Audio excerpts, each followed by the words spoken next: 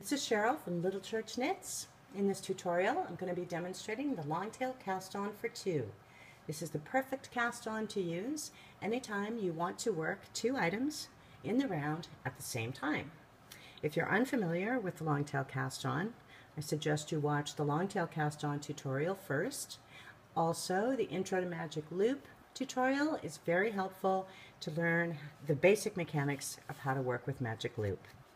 To begin with, we need two separate sources of yarn, one for our first item and one for our second item. We're going to be working with a total number of 12 stitches. So from our first ball of yarn, we're going to draw off a tail long enough to cast on 12. We're only going to cast on 6 though to begin with. So we can go ahead and cast on 6 stitches using the long tail cast on.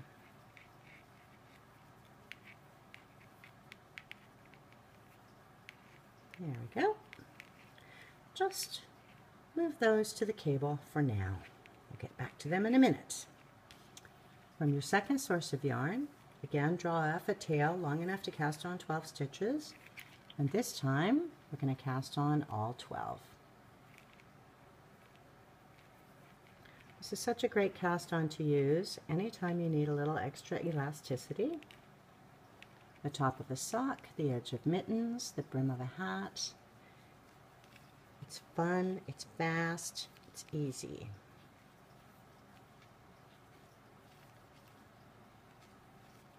How many do I have now?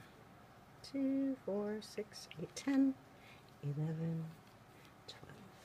There we go. So, we have our 6 original stitches that we started with, and we have the 12 we just cast on.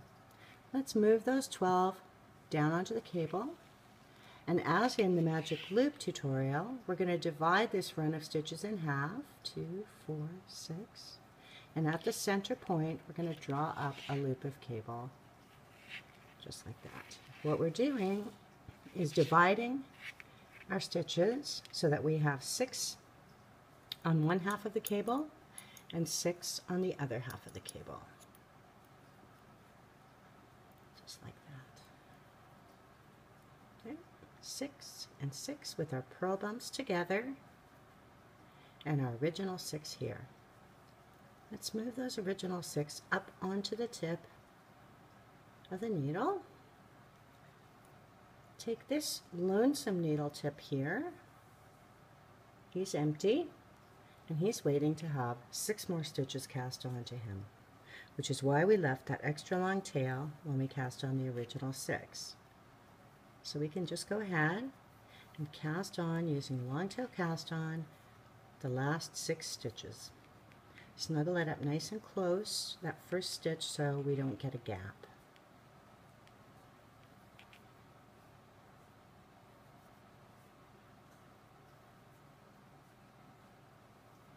Alright, so what we have done now is we've cast on enough stitches to work 2 separate items from 2 separate balls of yarn.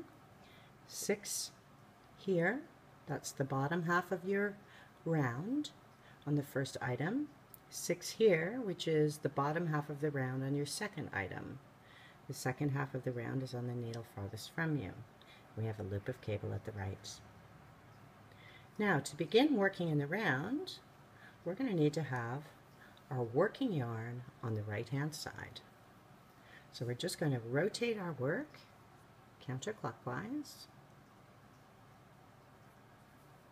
Our working yarn is now positioned on the right hand side and it's over the top of the needle furthest from us on both items. That's his tail. As in the Magic Loop tutorial, we're going to draw that needle furthest from us forwards, leave a loop, and begin to knit this first stitch on the needle closest to us. There's our working yarn. We can just go ahead and work across the first 6 stitches. To get a nice join, pinch the cable and the needle tip together so the yarn doesn't have quite so far to travel in order to knit that first stitch. And if you get a little gap, don't worry too much about it, because in subsequent rows you will be able to correct this. The first row is always tricky, doesn't matter what you're knitting.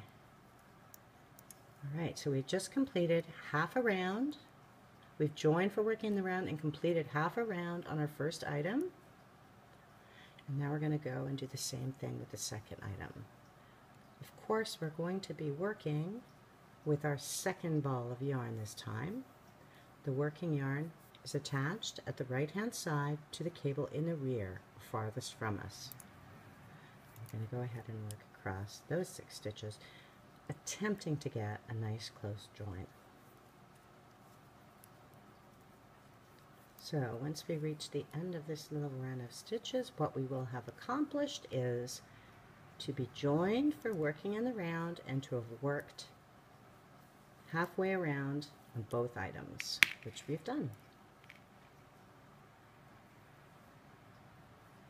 If we want to continue, we just rotate our work counterclockwise, the working yarn over the back needle,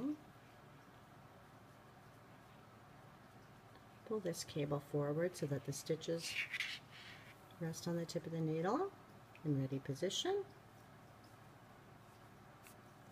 and pull that needle at the back forward, leave a little bit of a loop, and continue working in the round.